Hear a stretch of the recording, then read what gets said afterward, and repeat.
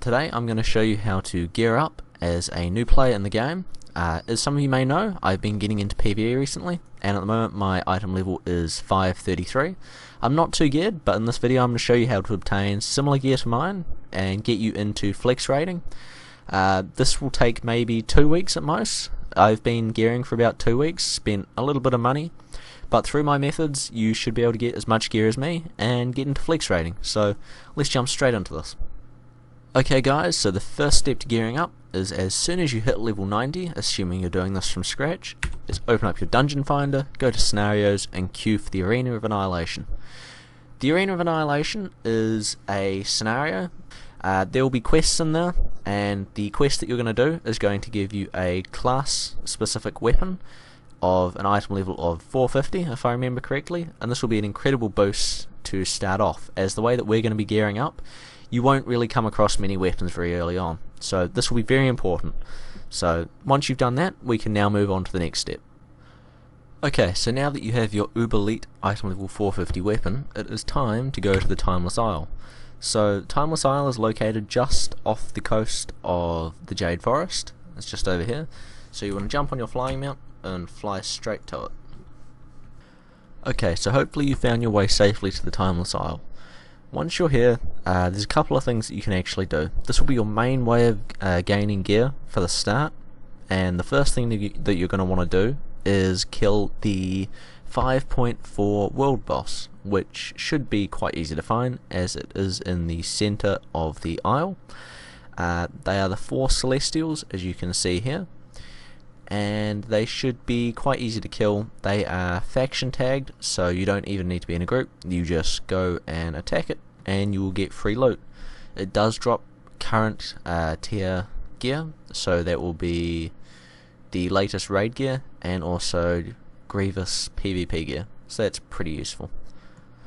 Okay, so the next thing that you're going to want to make sure you do when you're at the Timeless Isle is pick up and complete all of the available quests for yourself.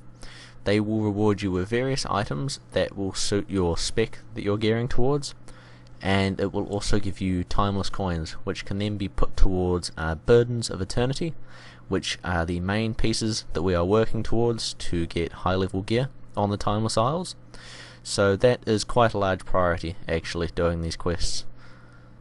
Okay, so once you have done all the quests, it's also important to note that you can also just kind of do what you want and farm mobs on the isle. Every mob on the isle has a chance of dropping a token, which can then be used to convert into a item level 496 epic that will be appropriate for your spec. I would recommend farming gulp frogs, as they are definitely the easiest for me to farm. It might be a bit different depending on your class, but I found that both on a Death Knight and Warlock they are quite easy to farm, and they do drop a decent amount of stuff. Also, what you can do is you can farm rare mobs, which will spawn around the isle at different intervals, and I highly recommend that you get the add-on that I have got for finding rare mobs.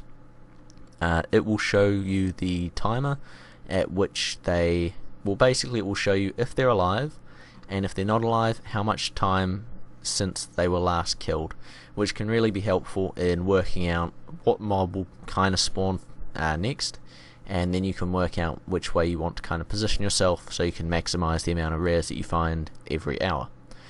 Okay, so as well as questing and killing mobs, there are also random chests that are scattered throughout the island. A lot of them are one-time open chests, and they will give you a small reward. They have a chance at giving you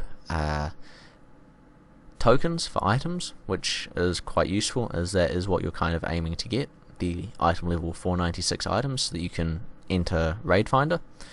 So I will again leave the link to the add-on that I have for this, but there is an add-on out there which I do use that shows you the position of every chest on the minimap. So yeah, I will leave a link to all of the add-ons that I talk about in this video in the description below, so you can go and download it, so you guys can get hunting on the rares and chests. So a lot of people may be wondering, what is the purpose of going to the Timeless Isle? Wouldn't it be faster to maybe do Raid Finder, go through some of the old content that you have enough item level for?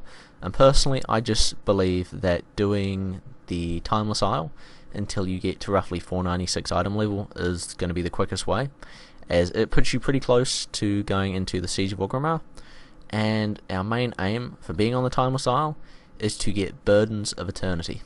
Burdens of Eternity can be used on pieces of Timeless gear, well, the Timeless tokens, sorry, and when used on them, they will transform the token into a piece of armor that will be the Timeless quality, and these items have a 535 item level to them, and are a lot stronger than the normal 496 items. You can get these burdens through a lot of ways. I'm going to make a separate video on how to get all of them, as there are actually quite a few ways to get them, and I have got them through many different ways.